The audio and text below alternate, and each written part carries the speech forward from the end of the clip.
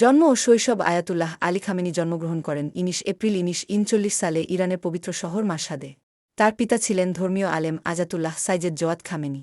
ছোটবেলা থেকেই তিনি ধর্মীয় পরিবেশে বেড়ে ওঠেন এবং কুরআন, আরবি সাহিত্য ও ইসলামী ফিকহ শিক্ষায় মনোনিবেশ করেন। ধর্মীয় শিক্ষা ও গঠনকাল খামেনি প্রাথমিক ধর্মীয় শিক্ষা মাশহাদে শেষ করে উচ্চতর শিক্ষা গ্রহণের জন্য যান কোমে, যা শিয়া ইসলামী শিক্ষার প্রধান কেন্দ্র।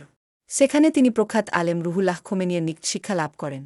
এই সময় থেকেই তিনি শাহবিরোধী রাজনৈতিক আন্দোলনের সঙ্গে যুক্ত হন। শাহবিরোধী আন্দোলন ও কারাবরণ ইরানের শেষ শাহ মুহাম্মদ রেজা পাহলভির শাসনামলে খামেনি একাধিকবার গ্রেফতার হন এবং নির্যাতনের শিকার হন। ১৯৭০ দশকে তিনি ইরানের ইসলামী বিপ্লবের অন্যতম সংগঠক হিসেবে কাজ করেন। ইসলামী বিপ্লব ১৯৭৯ সালে ইরানি ইসলামী বিপ্লব সফল হলে শাহর পতন ঘটে এবং খোমেনির নেতৃত্বে ইসলামী প্রজাতন্ত্র প্রতিষ্ঠিত হয়।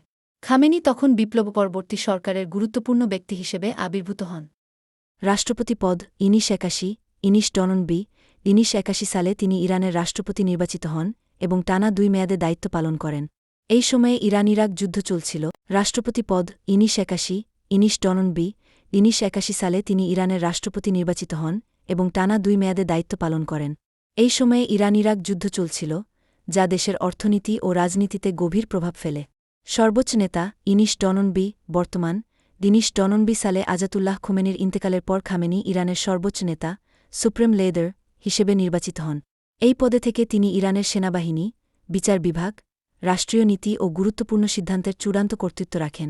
তিনি দেশের পররাষ্ট্রনীতি, বিশেষত যুক্তরাষ্ট্র ও ইসরায়েল বিষয়ক নীতিতে কঠোর অবস্থানের জন্য পরিচিত। ব্যক্তিগত জীবন তিনি বিবাহিত এবং তার ৬ সন্তান রয়েছে। তার জীবনধারা তুলনামূলকভাবে সাধারণ ও ধর্মীয় অনুশাসনভিত্তিক বলে পরিচিত। আজাতুল্লাহ আলী খামেনির মৃত্যু ২৮ ফেব্রুয়ারি ২০২৬ খ্রিস্টাব্দে রাষ্ট্রটির সর্বশেষ সংবাদ রিপোর্ট অনুযায়ী ঘোষণা করা হয়েছে। তিনি আর নেই এবং ইরানি সরকারি মাধ্যমে এটি আনুষ্ঠানিকভাবে নিশ্চিত করা হয়েছে।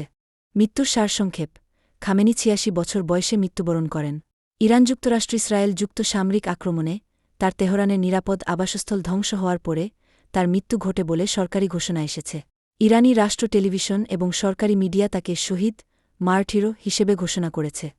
তার অনুপস্থিতিতে ইরান এখন আত্মসমালোচনার এক সন্ধিক্ষণে। রাষ্ট্রযন্ত্র, রাজনীতি ও সমাজ সবখানেই চলছে নীরব পুনর্বিন্যাসের প্রক্রিয়া। শোকের ছায়া যেমন হৃদয়কে ভারী, তার অনুপস্থিতিতে ইরান এখন আত্মসমালোচনার এক সন্ধিক্ষণে। রাষ্ট্রযন্ত্র, রাজনীতি ও সমাজ সবখানেই চলছে নীরব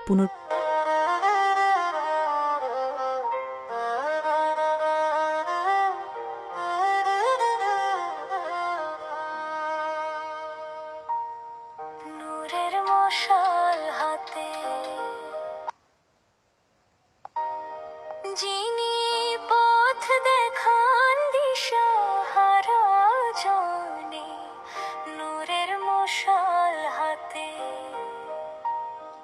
যিনি পথ দেখান দিশাহারা জনে, হক কথার সেই সৈনিক হলেন আয়াতুল্লাহ আলী খামেনি বিশ্বমঞ্চের কোণে।